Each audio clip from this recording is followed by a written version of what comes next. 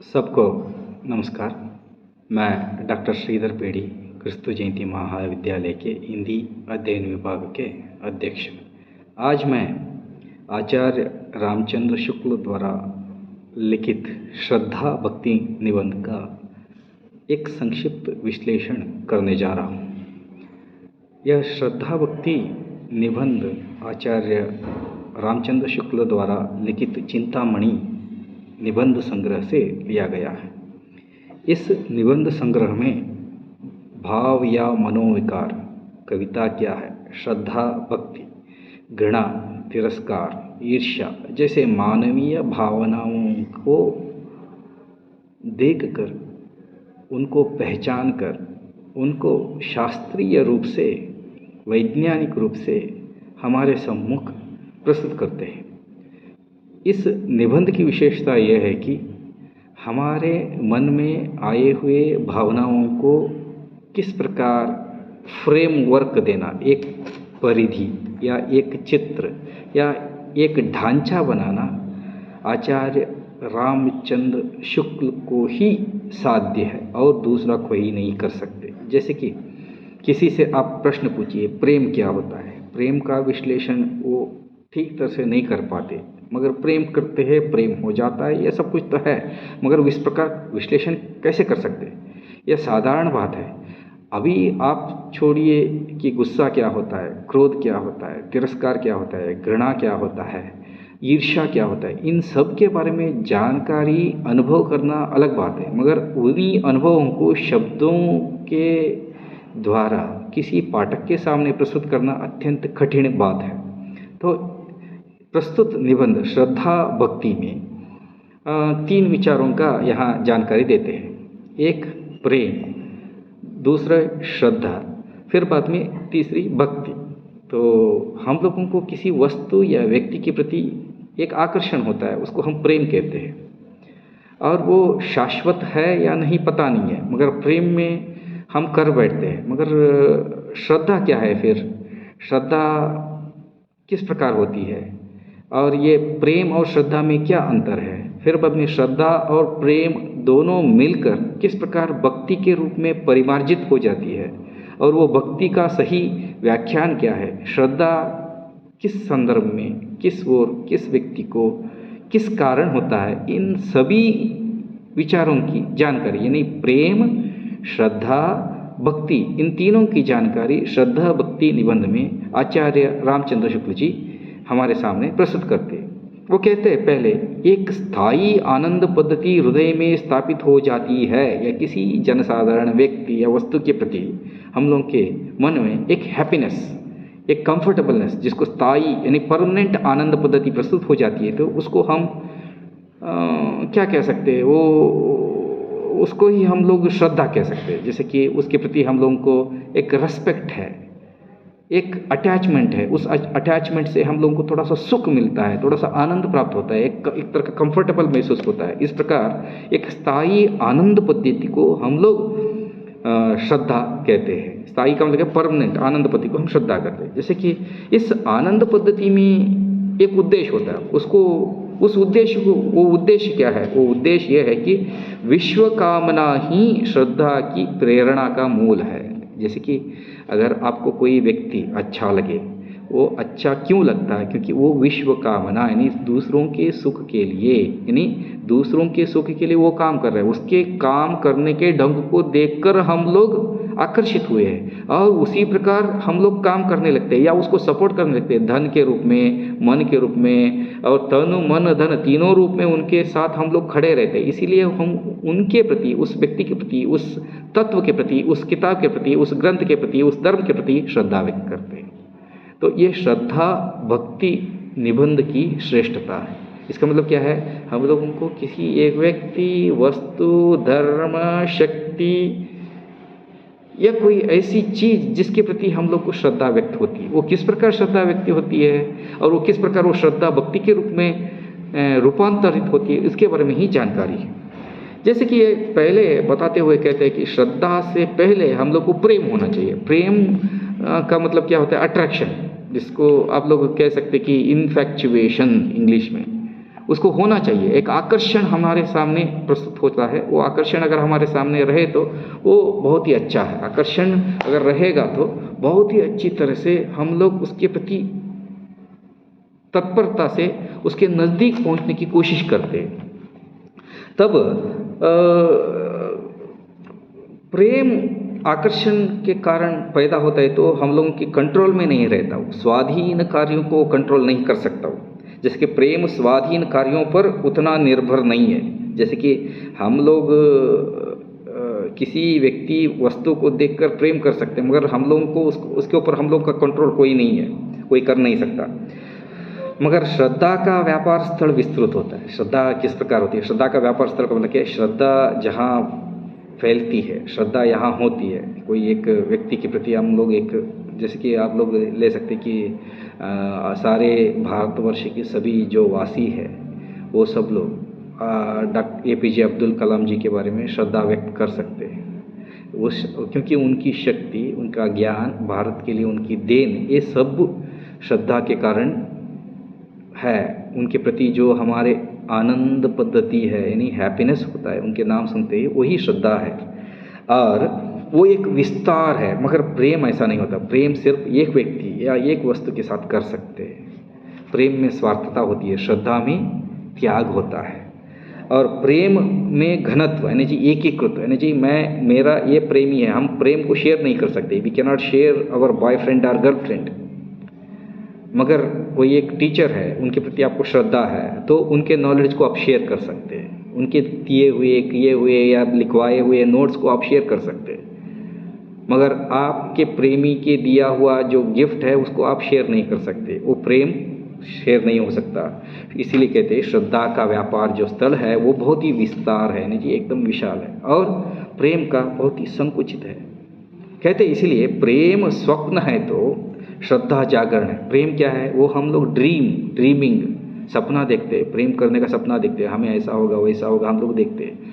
मगर श्रद्धा वो नहीं है। श्रद्धा हम लोग आंख खोल कर देखते हैं। आंख खोल कर देख कर हम उसके प्रति ध्यान से देख कर हम लोग प्रेम कर, ये उसके प्रति श्रद्धा व्यक्त करते हैं। अगर वो क्वालिटी वाला नहीं है, उनको जांचे परखे बिना हम लोग श्रद्धा व्यक्त नहीं कर सकते। प्रेम के दो पक्ष होते हैं, बॉय और गर्ल, मगर श्रद्धा में ऐसा नहीं होता है। श्रद्धा के लिए एक और तीसरा पक्ष होना चाहिए। ठीक है, प्रेम करने वाला, प्रेम कर लेने वाला। और यहाँ ऐसा नहीं है, प्रेम करने वाला, प्रेम लेने वाला, फिर बाद में वो उसकी क्यों आपने प्रेम किया उस व्यक्ति के प्रति, और उसको बताने वाला भी होना चाहिए। नहीं, ये व्यक्ति श्रेष्ठ है, ये धर्म ग्रंथ श्रेष्ठ है, ये नॉलेज वाला है, ये अच्छा व्यक्ति है, ऐसे बताने वाला। यानी उसके प्रति श्रद्धा व्यक्त करने से पहले हम लोगों को एक माध्यम, एक मीडिएटर चाहिए। ठीक है, श्रद्धा के लिए एक मीडिएटर चाहिए। श्रद्धा मध्यस्थ यानी मीडिएटर की अपेक्षा रखता है। तो इस प्रकार श्रद्धा प्रेम में अंतर बताते हुए श्रद्धा एक सामाजिक भाव कहते हैं, यानी कि व्यक्तियों के बीच में प्रेम हो सकता है, मगर श्रद्धा समाज के अंदर भी हो सकता है। जैसे कि कोई इलेक्शन चल रहा है तो इलेक्शन में कोई एक ऐसा श्रेष्ठ व्यक्ति सामने नजर आता है तो उनके प्रति श्रद्धा के रूप में वोट मिल सकते हैं। मगर प्रेम में ऐसा नहीं है। आपके प्रेमी कितना भी श्रेष्ठ हो मगर वो आपके लिए सीमित है। श्रद्धा में ऐसा नहीं है। श्रद्धा सामाजिक भाव है, प्रेम वैयक्तिक भाव है।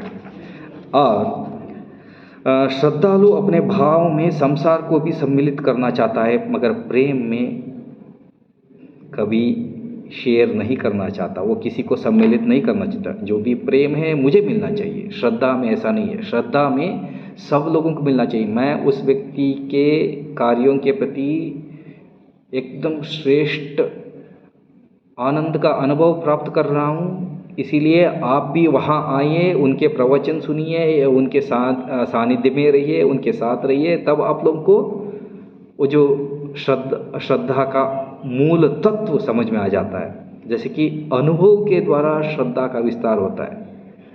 प्रेम में स्वार्थता रहती है, श्रद्धा में निस्वार्थता रहती है।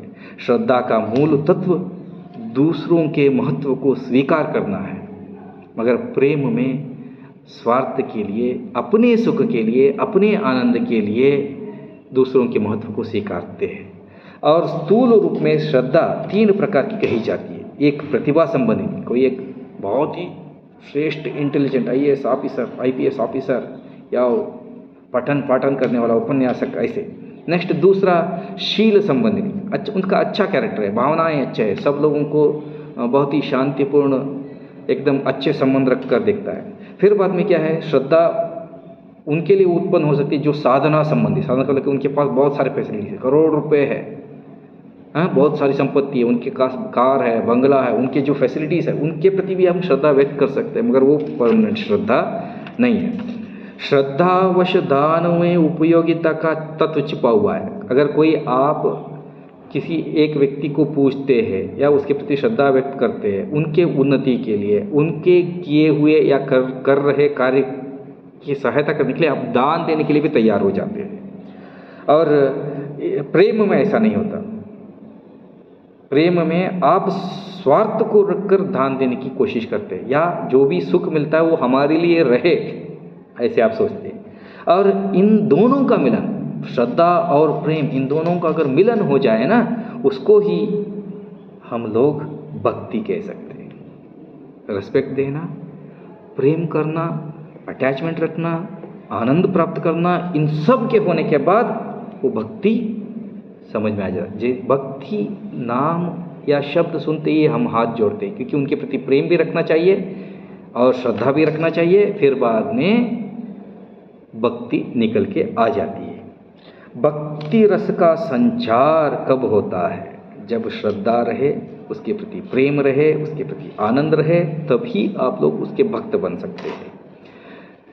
देखिए कैसे, जब श्रद्धे का उठना बैठना, चलना फिरना, हंसना बोलना, क्रोध करना, ये सब कुछ आपको अच्छा लगे, तभी हम लोग उनके भक्त हो जाते हैं।